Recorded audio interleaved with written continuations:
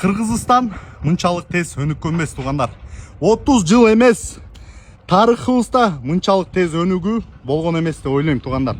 Караңыздар, биз азыр өтө катуу өнүгүү жолундабыз.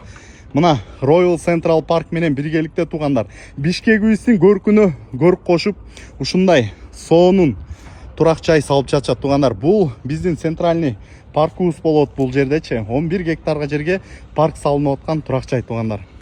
Кудайга чексиз шүгүрлөр болсун. Бул жана танцующий фонтаны деп коебуз, бийлеген фонтандар. Ошонун түзүлгөсүнө жазалып атат туугандар. Стройка өзү катуу жүрүп атат бул жакта, тигине мост салынып атыптыр. Эми туугандар, ушул жерден квартира алам десеңиздер, азыр первоначальный взнос 10% гана 3 жылга бөлүп төлөө жолу менен туугандар. Бул жерден алсаңыздар эч өкүнбөйсүздөр.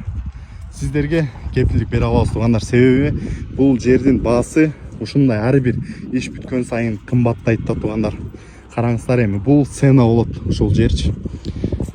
Насага Аллага чексиз шүгүрлөр болсун, андан башка не деп айтабыз. Ушундай өнүгө берсин, токтобосун Бишкекибиз.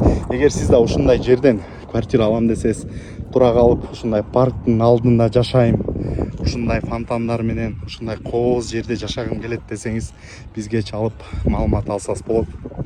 Болгону баштапкы төлөмү 10 гана процент туугандар. Даже 10% менен мындай премиум класста үйлөрдү эч ким берген эмес да. 30% менен беришкен негизичи.